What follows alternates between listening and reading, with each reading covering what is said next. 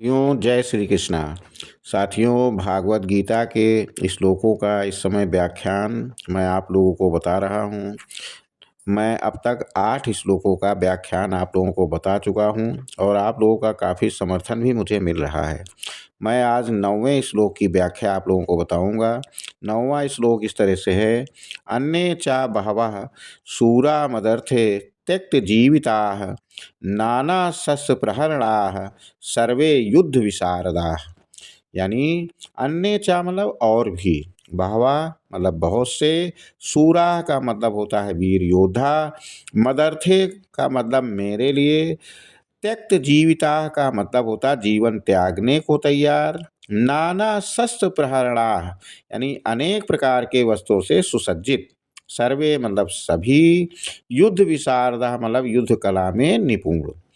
यानी दुर्योधन ये बताना चाहता है अपने गुरु द्रोणाचार्य से कि मेरे लिए प्राण त्यागने को तत्पर, अनेक प्रकार के अस्त्र शस्त्र से युक्त और युद्ध में अत्यंत निपुण ऐसे बहुत से अन्य वीर योद्धा भी हमारे सेना में हैं।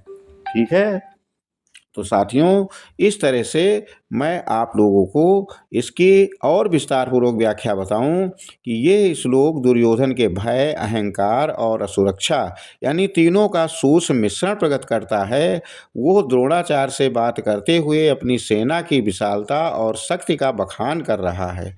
मदर्थे त्यक्त जीविता यानी सबसे महत्वपूर्ण पद। इस श्लोक का केंद्रीय भाव जो है साथियों, वो यही है। दुर्योधन कहता है कि ये सब मेरे लिए प्राण त्यागने को तैयार हैं।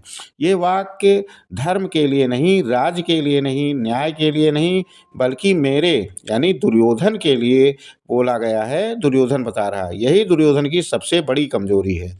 धर्म बनाम व्यक्तिवाद को जो है बढ़ावा देता है। पांडवों की ओर से ये युद्ध धर्म की रक्षा के लिए है, कौरवों की ओर से ये युद्ध व्यक्ति केंद्रित अहंकार प्रधान है। दुर्योधन स्वयं ही लक्ष्य बना लेता है। इससे स्पष्ट होता है कि जहाँ युद्ध किसी एक व्यक्ति के स्वार्थ पर आधारित हो, वहाँ अंततः विनाश निश्चित ही होता है। भय का मनोवैज्ञानिक संकेत भी है। यानी यदि कोई वास्तव में निश्चिंत हो तो उसे बार बार अपनी शक्ति गिनाने की आवश्यकता नहीं होती है। दुर्योधन यही करता है। ये सब आत्मविश्वास नहीं, आत्म संरक्षण का प्रयास है।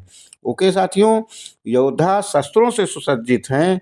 ये सारी बातें दुर्योधन की जो है दंभ भरी हुई हैं।